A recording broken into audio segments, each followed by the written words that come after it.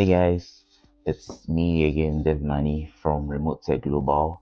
And sincere apologies, this video should have come like 3 months or 2 months ago, but there's been a lot of work in the background trying to get things right, and to give you the very best, not just to give you a clickbait. So that's the reason why this video has kept a little long. A lot was cooking in the oven, and but we are here, and I want to share this video because this was what was really being like asked about, like how do we get, how do you maximize our LinkedIn job offers, like, and job roles, like job applications, like. So I felt like this was the right video to go out. I shot it the first time and I'm like, no, let's work on it again, have everything that is needed for the video so that it will help people as much as possible. Now, I'm going to share what I did, or the tricks and hacks I did to get 10 times more offers. You know how painful it is when you're searching for a job and you apply, and then it's like there's always a rejection. I mean, I can open my email. I've received a lot of rejection emails. So if you're at that place today, don't feel discouraged. Don't feel down. I won't say it's normal, but it happens, right? But there are a few things you can do better, and there are some, tweaks you can use. You get it? Now, before I get into the tweaks, okay, I want to share the fundamental things that need to be ready before you can even use those hacks and tricks. Because now look at it like La Casa or Money Heist. Remember Professor? Yeah.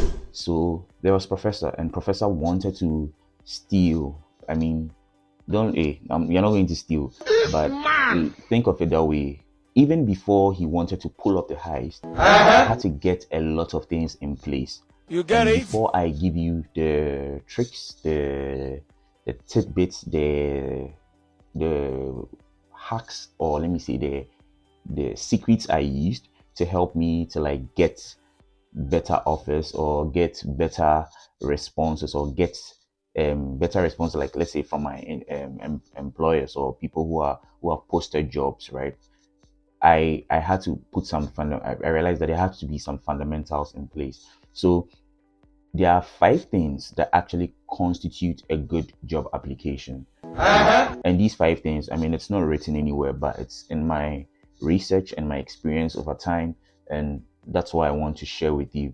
Now, the last 2 are the tweaks that you can use. So stay with me, because I realized that if I give you the tweaks or the hacks or the tricks I used to like get in very early for most job offers, it will not really benefit you much if the fundamentals are not there. You get it? Someone said if the fundamentals are weak, the dollar will expose you anyway. But that's not about that. That's for my people in Ghana. But anyway, let's dive into it. Let's look at the things to do and the things I did that helped me get more like responses from employers and from roles that I applied for. So like I said, initially in the past, there were a lot of like rejections. So please, it's normal when you get rejections. I wish I could share my screen and open I don't know whether those emails has a lot of rejections, right? So I worked on a few things. Okay. So what are these 5 things that I believe constitute a good or make up a very good job application? 1, your skill set. And 2, your education. 3, a good CV and good branding presence. 4, the geography of the job, the geographical aspects of the job. 5, timing. So these are the 5 things. So I'll take them again. 1, your skills. 2, educational experience, right? So, and I would even love to, no, let me even say 6, because I would like to pair up education. I would have wanted to pair up education or skills with experience, but let me put experience on a separate category, right? So let's make them 6. So 1, skills. 2, experience. 3, education. 4, a good CV, a good and standard CV, stroke your branding presence, right? 5, the geography of the job, and then 6, timing. So let's start with number 1. And the reason why I brought skills first, which is skills, is because that is the most fundamental thing. There are some jobs I've seen that do not even consider how educated you are in terms of formal education or what. Once you have the skill and there's some experience to prove it, that's it. Okay, so what are the skills? The skills are the practical know-hows or the practical stuff, the practical knowledge you have acquired about the role you're interested in. So for example, if there was a role, and I don't want to use tech because most people feel like I'm always talking about technical people or technical stuff. Let me use a general example. For example, if you're applying for let's say a job that is posted for a Chinese teacher, right? And you can't speak Chinese. Speaking Chinese is a skill. Now there are levels to that skill. So you could say someone is at very expert level, someone is at intermediate level. You understand? So that is the skill. So having a skill is very, very, very important, and it's a key and essential requirement for applying for a job, right? You need to make sure that you have your skill set ready. And how do you do that?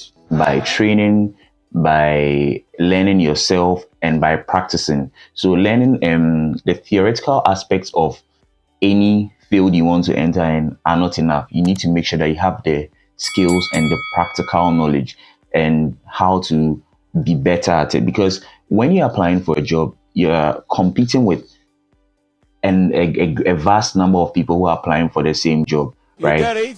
Over 100, over thousands, over 2,000s of people trying to get that same job. So it's your expert skills that will set you apart from the majority who are also applying for the job. So that's about skills. So we need to make sure that we are, very, very skilled, putting the efforts to get to build our skill to the level that you are very good for any job that you apply for. And it makes it easier for anyone to even recommend you or put a referral in for you. You understand? So, for example, someone said something to me that, how can you help someone who has not helped themselves? You understand? For example, what it means is that you need to make sure that, okay, if I'm going to approach this person to help me to get this job, then I should also have brought myself to the level that I can be helped. Understand? So skills are very important. Before we even come to all the hacks and all, make sure that whatever job you are looking for, you are ready with your skill set. You are ready to a very large extent that we can say that, okay, we are looking for a software engineer, and let's say Python, he should be abreast in Python. But it means that my Python skills, or a Python is not a snake in this sense. Okay, I mean it's a language. So my Python skills are very good, very industry level, standard level.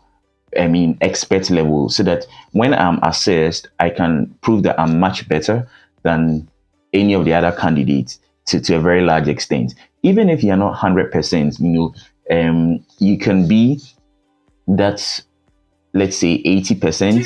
You should be confident in your skills to a very large extent. You should have confidence over that skill that you claim to be good at, over that job that you're applying to. So that's really about skills. And always make sure that for any job that you are going to apply to, you have enough skill. Okay, and it's one of the fundamentals. Get it right. Make sure that don't go and apply for a job and then you have all the other things right and then the skill is zero. Chances are maybe you might be able to beat the recruiters because some people are able to do that. But by the time you settle in, you can even lose that job in less than 2 months. You understand? So skill is very important. The next thing I'll talk about is experience. Now, experience is like the proof over years or over a certain space of time of the skill. So the reason why job job posters or employers look out for experiences that they believe that you've gone through what it takes to like do this job or do this role, perform this role. So it's very important to have some level of experience. Now, there's the popular cliche about how do I'm looking for a job and asking for experience. You know, I just finished school and all of that. There are ways to go about this. One of the very good ways is like doing a lot of internships, right? That can help you to build a little experience. And experience is important because, like I said in one of my videos, would you want to entrust a role that deals with handling your very top clients to someone who is a novice? And just with even the way they speak, they can make you lose your clients. You understand? So sometimes you don't blame job posters very much. You don't blame employers very a lot because I realize that what you're also looking for is valid. You understand? So I'm going to employ you. I'm going to pay you, let's say, hundreds or thousands of CDs or dollars or pounds, and you're just going to. I don't want you to waste my money. You see, the same way you also want value from the job they're giving, they also want value from you. So you should have built some experience. Sometimes in certain cases, like undergrad cases, and they are not looking for experience. They are ready to train you for you to acquire that experience. But in most cases, for like intermediate roles, like professional roles, they are looking for that experience. In some roles, that experience is built while you're in school. For example, those in the medical field, they have a lot of years of training, right? So they assume that there's some level of assumption that those skills have been built while they were in school, you know, and stuff like that. So experience is very important. Now, if you have finished school and you're probably looking to get into a role, and you are worried about experience, please start very early. Start a lot of internships and don't be so mindful about the money. You're looking for the experience, you're looking for the training of how things work in the real world. So try to get the experience as much as much as possible, right? By internships, and you reach out to these companies, tell them that you are willing to do even a free internship. I mean, there's a lot of conversation and confusion when it comes to that because people feel like I'm working for you, but you see, the focus should be bigger. So if you're able to even do 2 years of experience or a year of experience, a little free with, or even being underpaid, not being paid your worth, you know that it's building your brand for a bigger, you know, role, something of that sort. You know, so don't be too mindful about money. And this is a question that a lot of people ask me. Like recently I was talking to someone and he was like, oh, but I wish I can get a job so I can get something from. I said, yes, you're looking for the money, but at least just get what can sustain you for your going and coming. If that can be sorted out by yourself, then go for the experience because you need that in most job applications, especially for intermediate and professional roles.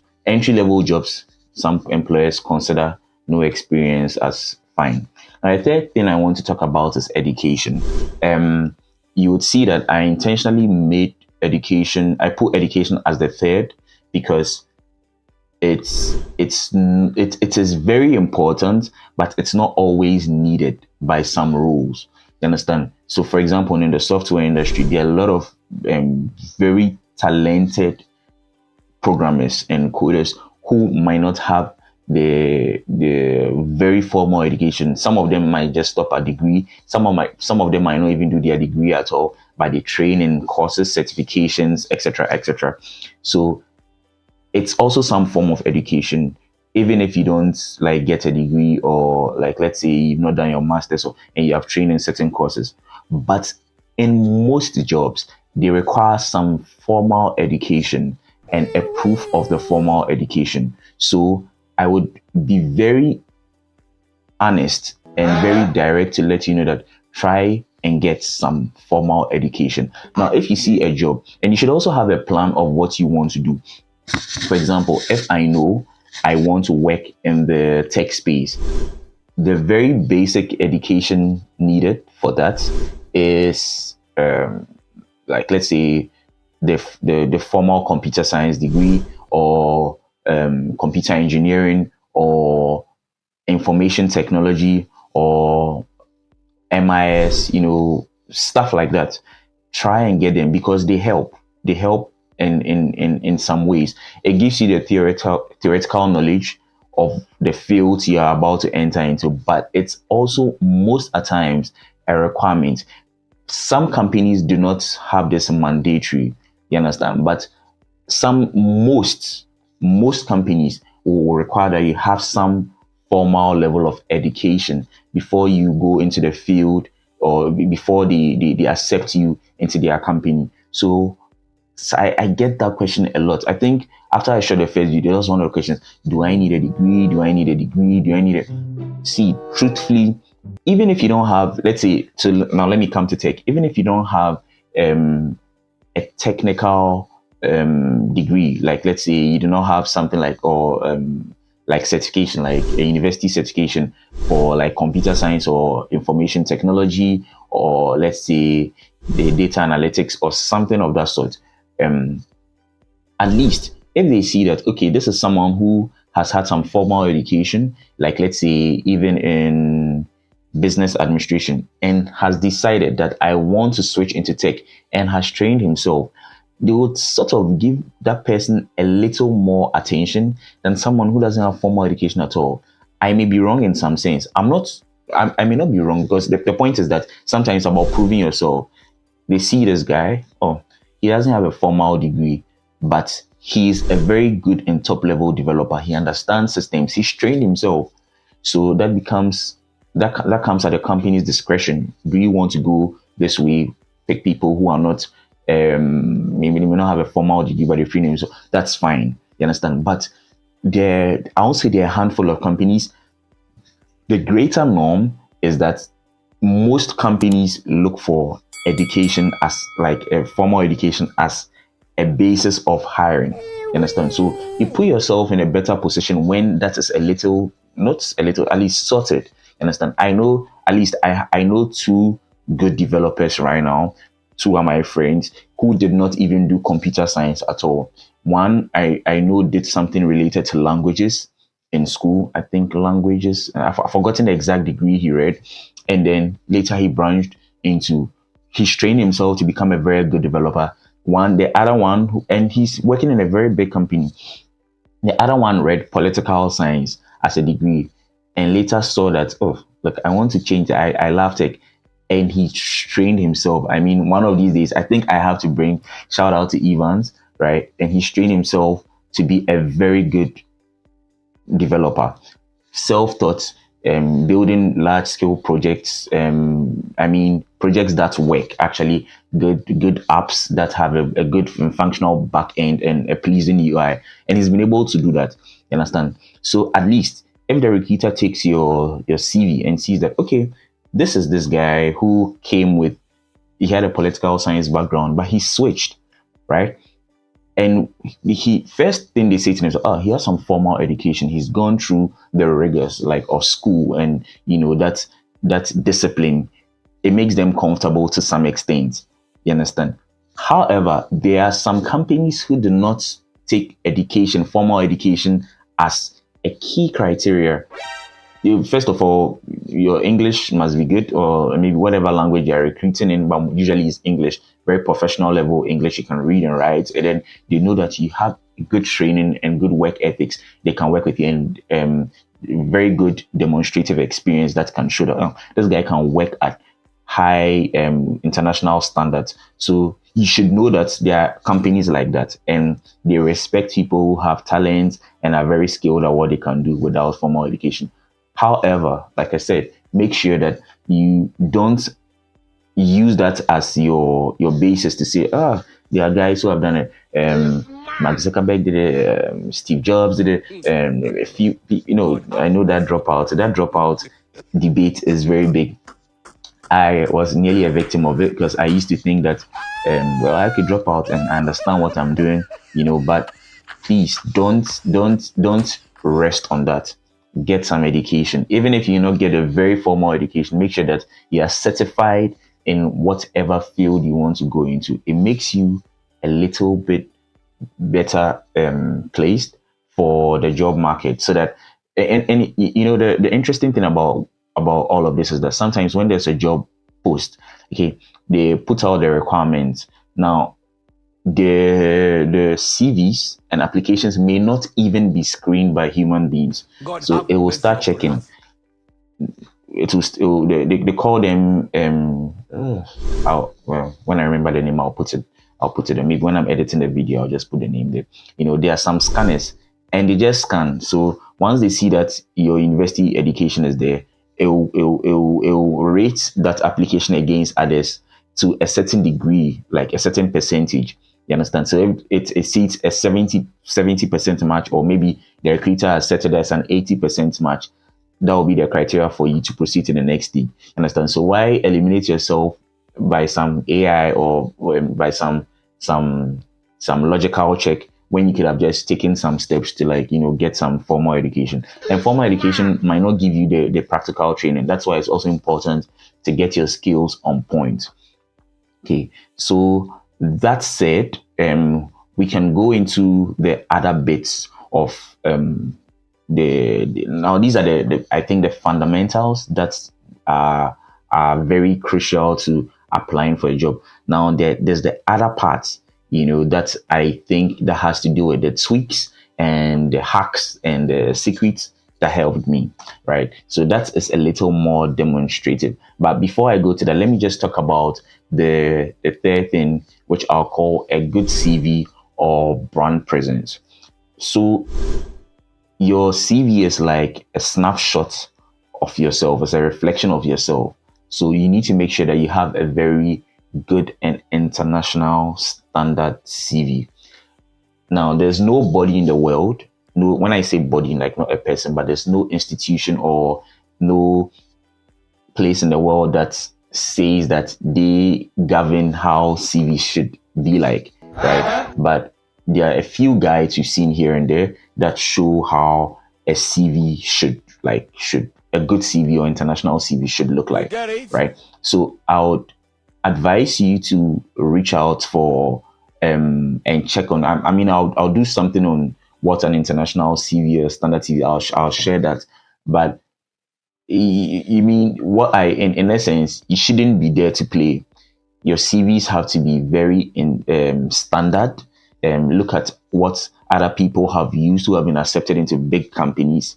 Or what did they use? Can I take a look at your CV? Especially, I realized something. Okay, when I was applying for Ghanaian roles and foreign roles, I realized that the CVs here that could help me to the CV I was using that could help me to get interviews in Ghana was not the same kind of CV that could help me to get interviews in the global market, right? Playing? So I had to look online, check online, do some research. I pinned my CV, and in fact, I got someone who was an ex Google and Amazon employee, and I took his CV and pimped that CV to get my standard CV that I used. You understand? And truthfully, the offers changed. That's one of the first things I noticed. The no responses, the like rejections changed immediately. I mean, I started getting some response, and I'm like, oh, so just by touching up my CV a bit, I was able to like get more responses. So, and it goes hand in hand with your brand presence. Now there's LinkedIn. Most employers use LinkedIn. Okay, they check on your LinkedIn presence just to see that, because the CV can say one thing about you, right, and give a snapshot of your career history or your educational background, but they need something to validate that. So that's why they probably check your LinkedIn, because on LinkedIn, if you say you're with this company, they can just message the company and check from them. And even with LinkedIn, there are ways you can show your LinkedIn. I mean, first of all, you should be a bit active and have abreast information so that any employer can go and verify that what you are saying is true, right? And then you can have a few people write testimonials, and there are a few tweaks that you can do here and there. Maybe I'll do a separate video on that, but just make sure that, and you can just copy someone's LinkedIn presence and copy someone's CV. In my case, that's what I did, For example, I don't want to mention his name, but he was yeah, a Google ex Google guy who now works at Amazon. I started following him. I took his CV, and then I edited it to my taste. You And there are a get few it? things that like I realized I was doing wrong. For example, let's say your role, and you have so many bullet points about the things you used to do. Look, there are so many things that go into a CV. So just take a sample. And even for like for example, for one role, for most international CVs, they tell you that you just have to need to have 3 or 4 bullet points under them. In my previous CV, I could have like 10 to show you're going to impress the employer. Hey, look, Charlie, I was doing this and that and that. And they don't even find out because if you know what you are doing, they believe that you should be able to express yourself in very few statements and say your impact in very few statements. So it's one of the things to look out for. But just the summary of it is that get a very good CV and get a good brand presence. Some people have their own websites. It's also one of those things. I mean, that's good. I mean, well, for high level professionals and consultants, they have their own websites. So they add all this to their CV and to their LinkedIn for you to go and check yourself. And then it boosts employer confidence. Like, oh, okay, so I mean, this guy is someone that the facts are there. There's evidence, right? I think that's the better word, evidence to show that he can do what he's saying. You understand? And there are people that we can reach out to. We can see that a company is like a global company. It's on LinkedIn, and you say that you're related to them. I can easily DM someone, or I can easily shoot an email to someone to verify his credibility. You understand? So it's also very important. Now, the next few things I'm going to talk about, some will be practical. So I'll have to share my screen and show you some of the things that are involved. So the next thing is about the hacks are in geography and timing. So I'm going to share my screen in a jiffy and show you how geography or location affects a good job application or can help you to get that job.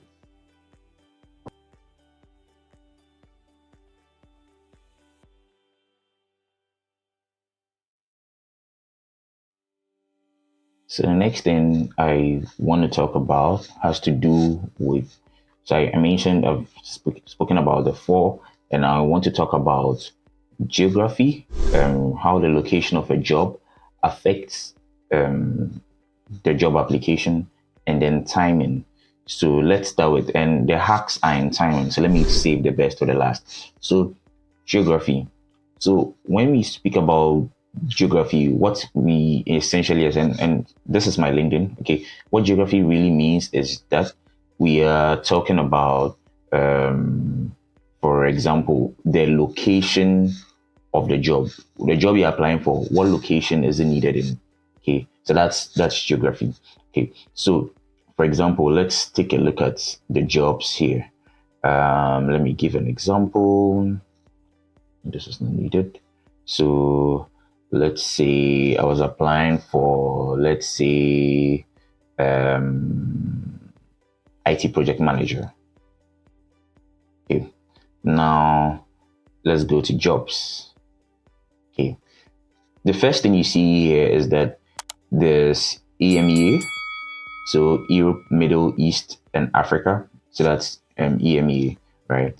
And then there are other rules that you can. Okay, so most of them are EMEA because of my rule. So like, let's say America. Okay, let's say United States, right?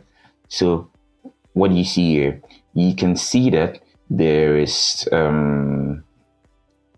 like there are some locations attached to this job. Okay, so Houston, Columbus, all these are in America. So if you find a role, okay, you're applying for any role in general, you need to make sure that the role you're applying for, or the role you're applying for is in line with your location.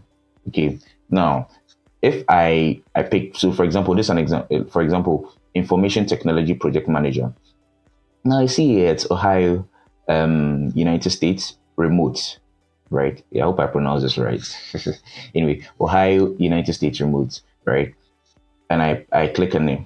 Now, let me even use another one. Let's see. Okay, this is on site remote. So this is one issue that I usually get with a lot of people. And when I started, I didn't know this, right? So I'll just once I see remote, I'm going to apply. I see remote, I'm going to apply.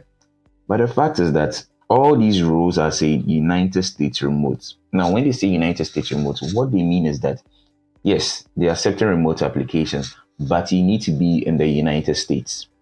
Understand? So if you happen to be in the United States, then it means what they are trying to tell you is that they can take a remote role, right, for anyone in the United States. Even the one sometimes they might have some preferences. They will prefer that you be in a specific state. So, for example, the one that said Miami, Florida, right? This should be Miami, Florida, right? FL, I guess. United States people don't come for me. Yeah, so Miami, and it says remote. Okay, it means that they expect you to be okay in that area. You should be in Miami, but you can work remotely. Okay, so once you see remote, it doesn't mean that it's direct. Hey, so this is remote. I'm going to apply for a remote job, and then you just be rejected because some of these things are even automatic rejections. Once they see that your location doesn't match their location, it's a rejection. Okay, so you need to know these things. Look for jobs that match the location in which you are. Now, so what would I do if I wanted a project manager role and I'm from Ghana? Now, the first thing is to do, I think by default, LinkedIn picks your location. Okay, so it's a setting that allows you to pick your location. So you see that when I put Ghana, it says EMEA. EMEA, like I said, is Europe, Middle East, and Africa. I think, yeah, Europe, Middle East, and Africa. So anything in Africa for you. Now, it says that senior operations manager. This is not what I'm looking for. So Ghana, that's Greater Accra, Ghana, Greater Accra, Ghana, Greater Accra, Ghana. This at Ernst Young, UI, Ghana. But this is not what I'm looking for. But I wanted project managers. It means that probably there's no clear project manager role available in Ghana, but they can give me roles in the Middle East, like companies are hoping they're open to hiring from the EMEA, like from Africa in general. Okay, and it says remote. So then I can consider these roles. Now, one thing that I did that I try to that helped me is one of the secrets I'm about to share with you on geography is this. So I always used to set my location to worldwide. Okay, EMEA too has some limitations. So what it means is that it means you're only restricted to the EMEA rules. Okay, now for some reason it's still looking at Ghana, so I usually just put mine at worldwide. Okay, now there are some companies that wouldn't mind hiring you even if you're some miles away, but they want you to be in a similar time zone. Okay, so they will tell you that +2 -2 GMT. You understand what it means is that the normal GMT time, even if you're in a 2 hours overlap, before or after, they are okay, right? So these are the kind of company you should be looking for. So I usually put my search at worldwide, right? And then I start searching, okay? And now you can see that it will give me a greater reach. Sometimes when you say worldwide, when you say worldwide, it'll probably give you remote from anywhere. You understand? So you have to like take the pain and go through this one by one, right? And check to see, okay, does this really apply to me? For example, United Kingdom rules, right? UK rules are usually, they have a very strict policy of accepting people only in the UK. You understand? So knowing this, I wouldn't waste so much time on UK rules, right? When I didn't know and I see UK rules, very nice salaries, like let's say £80,000, £90,000, hey, I'm going to apply. I didn't know. So I was getting a lot of rejections. Then later I had to learn that, oh, so this is how it works for UK rules. They have very strict laws that govern hiring, right? Very few companies, and there are some UK companies that go. I mean, I'll share a list later, but they can hire remotely. So you see that some say that they want, for example, this is saying that 100% remote. But once you've seen remote, you can see that there will be a language barrier. Probably they are looking for someone in who can speak Spanish, and you can see that here. You can see that even the job description is in some language. I believe it's Spanish, right? So why should I even worry myself? Because I say Spain. You understand? So your geography is very important. Look out for it, and then try and set some filters. So certain things you can avoid, like UK. There are some job boards in UK that work with companies that are they're open to hiring from any location, and then they're also open to relocation. So you can look out for those jobs. I'll share some in another video. But yeah, don't focus so much. So you look at, especially for the EMEA. So you can put in EMEA, right? For example, right? And then it'll give you a ton of rules. Okay, that's our saying. And EMEA, any country in let's say Europe, Middle East, and Africa will come under EMEA. Okay, so worldwide EMEA, these are some of the filters you should be using. But like I said, you read, let's say some of them too are on site.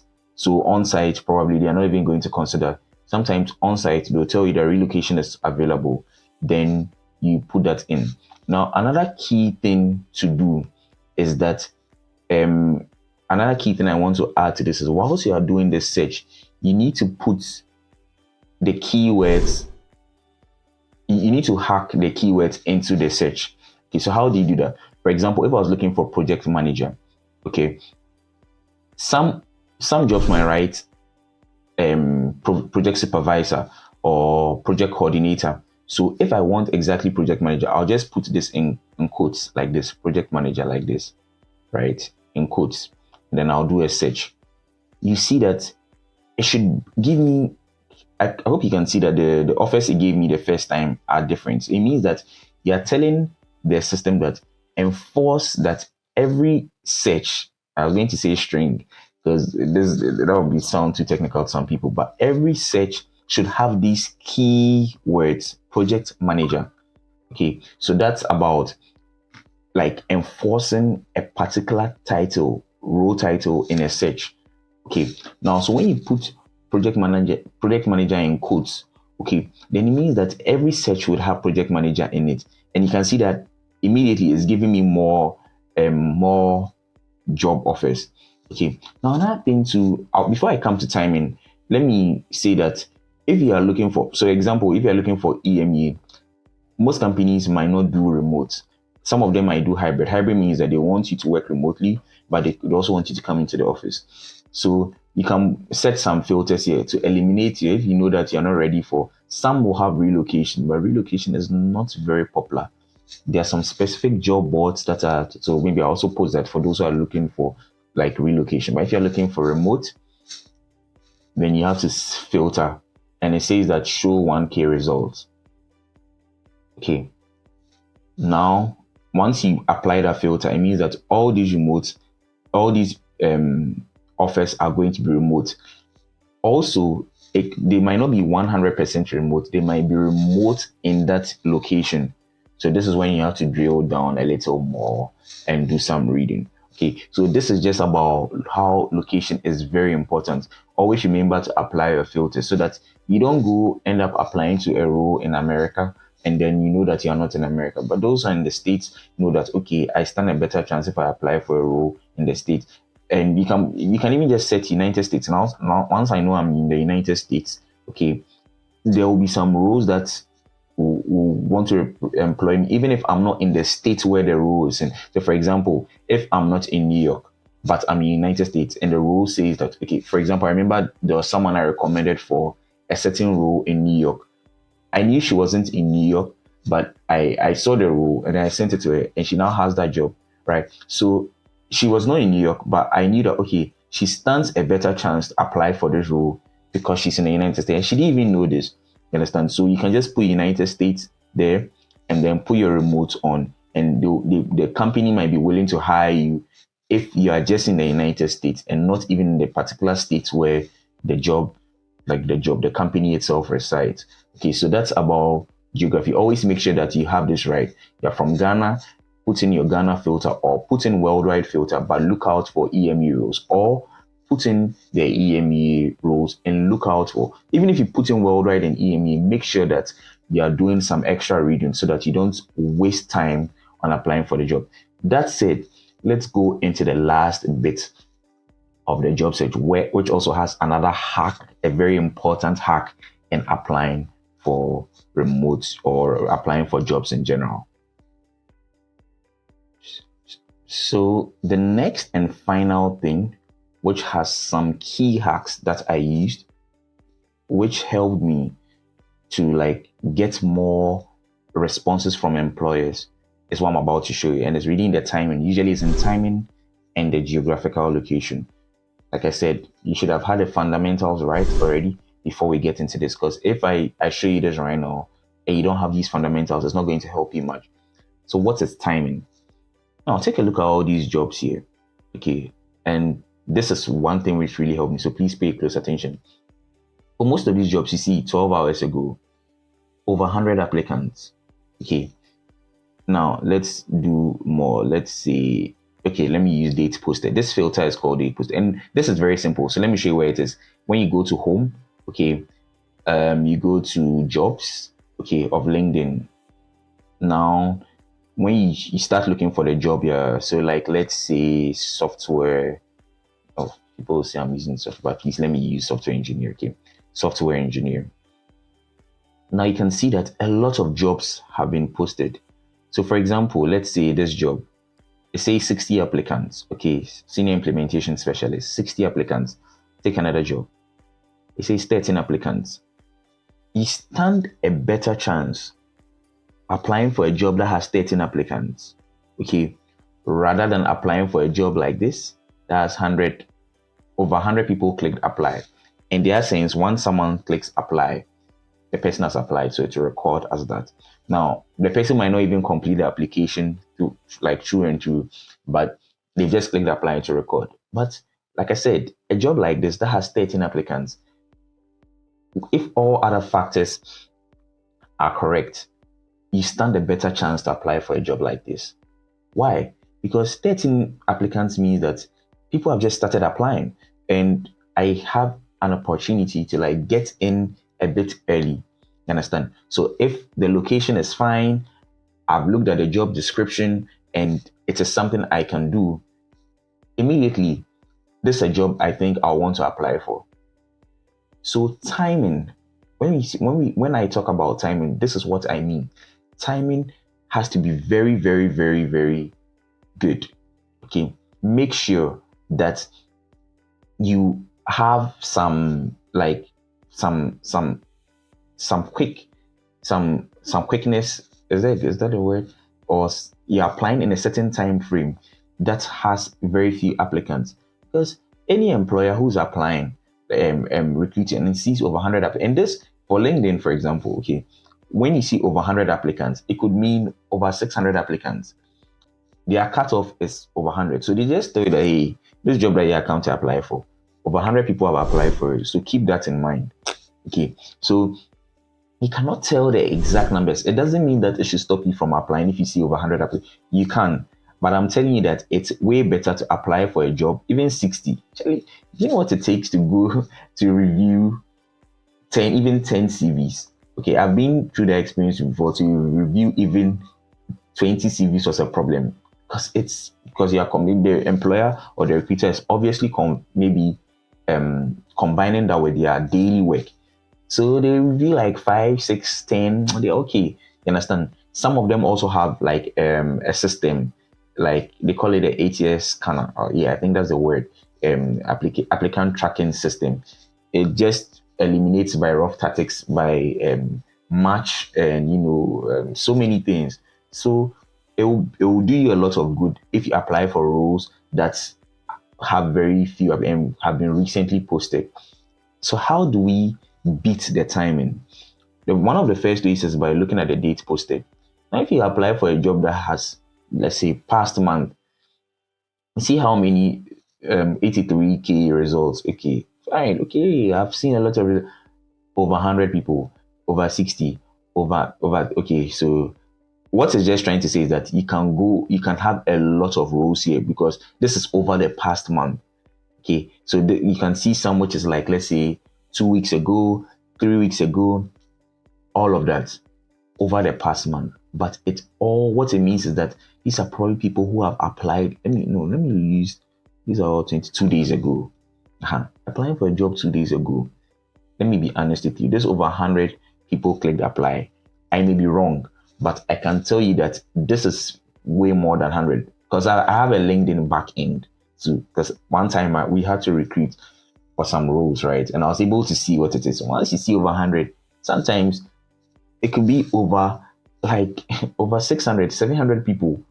And because it's the internet, everyone has access to the internet. So you need to be very mindful of such applications. So what do? You look at the filter, and the first thing you should aim for is the past 24 hours. What it means is that you are reducing the barrier of like applicants because you want to say, okay, like I want to look for a job that has been posted in the past. Sometimes over a week is fine. You understand? So usually when those times when I was applying, that's what I'll do. I start with past 24 hours. When I've exhausted that, then I go to a week.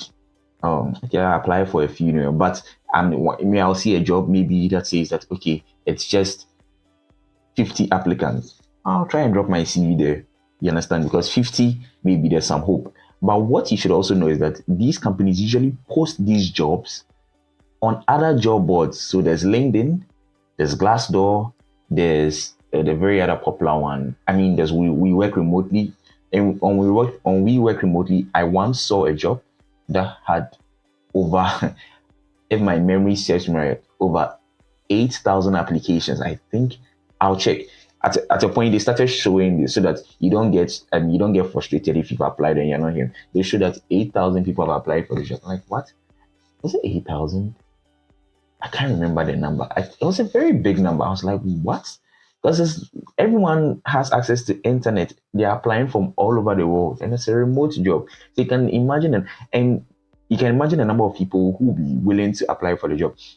And the other thing is that people say, oh, so why do these recruiters leave these jobs if they've had all the people they are looking for? You see, sometimes they get tired, they forget, you understand? So they even forget to take their job off. So the job can be there for like 2 months. Probably they've even finished recruiting and the job is still there. So that is why timing is a very important aspect. So like I said, I will advise you to see over 100 people apply. You understand? Now, you see something called reposted. Reposted means that sometimes they could have the applicants, but it did not meet what they really wanted. So they repost. Even in the repost, you can see that it's over 100 people who have applied. And like I said, this over 100 is the default thing they have here. When it's over 100, it's not doesn't mean it's 101 or 102. It can even be 500. And it will always be over 100 people apply. So look for jobs where you don't see stuff like this. Maybe just 2 people, just 10 applicants. You understand? I see over 100. I'm skipping over 27 applicants.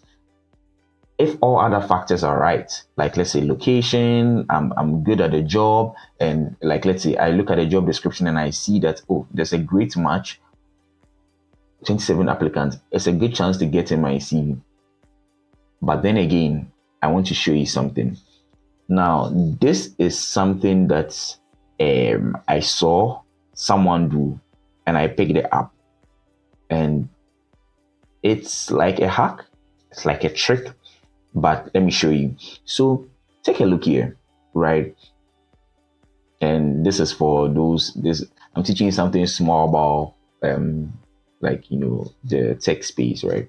So in every URL, there's what carries information in the URL. So when you take a job here, so now you see that for LinkedIn like this, their least is 24 hours.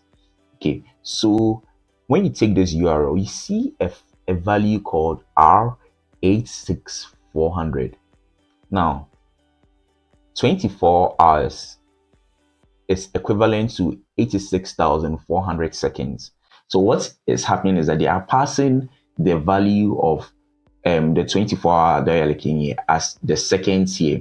So now let's go and look for what makes if this is 24 hours, it means that all the jobs here will be 24 hours. So let's look for the value of, let's say, 5 hours in seconds or 10 hours in seconds. But I'm shooting this video on a weekend, so maybe I might not get it. So let's use 12 hours.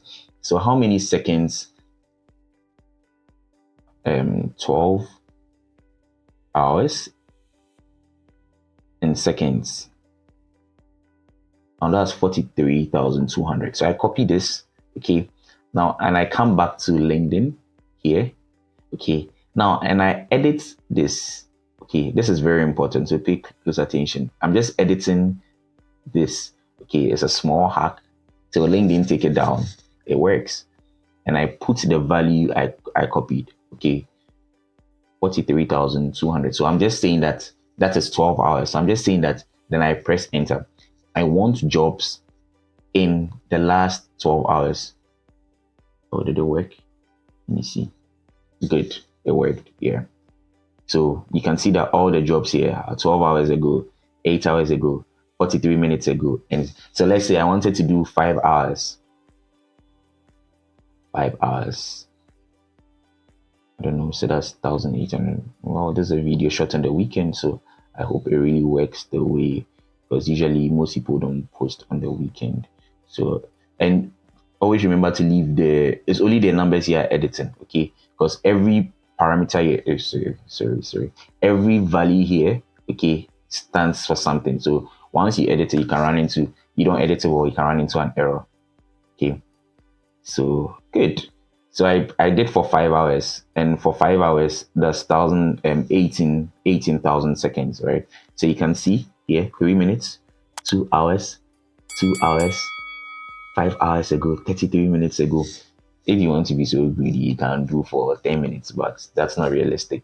Okay, so do for like, let's say 10 hours, and then edit the URL and post and run. Hey, sorry, I'm using developer terms. Edit and hit enter. Okay, now what you can see is that you'll be getting all these jobs in the last few hours.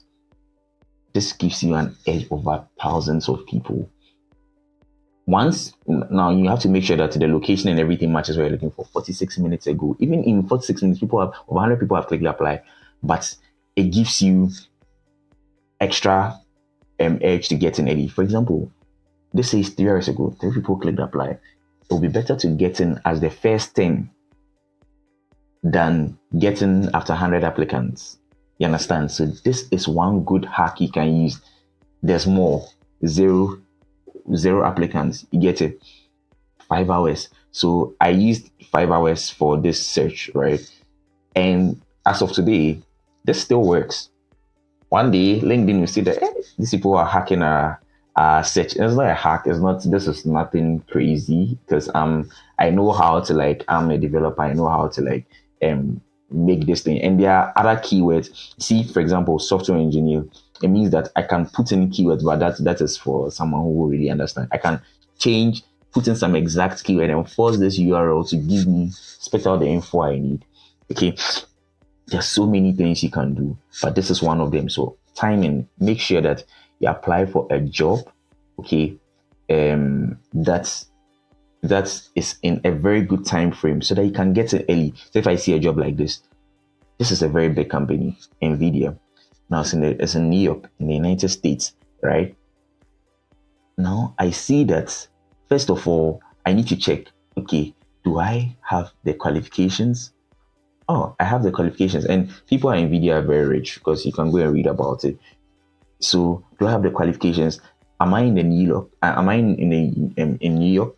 Am I in the United States of America? Are they open to remote? You can see their salary, and they don't even lie about their salaries, and they have very fat bonuses. I know that about Nvidia. You understand? So these are some of the ways. 3 people have clicked apply. It will be better if all other things are present, and then I see that it has a low barrier of entry to click apply on this role and go through the process rather than go and apply to a job that has, this is just one person, let's say 0 people click that, over 100 applicants. Understand? And even this is just 2 hours, but has over 100 applicants. You understand? So these are some of the tricks. Please make sure that you use this as much as you can.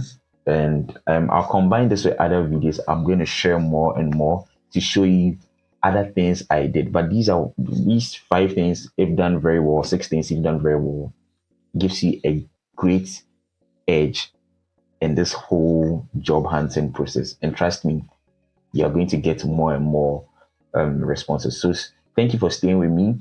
I'll be sharing more videos as time goes on, and maybe on maybe your branding your CV and readiness, etc. etc. Till then, see you later.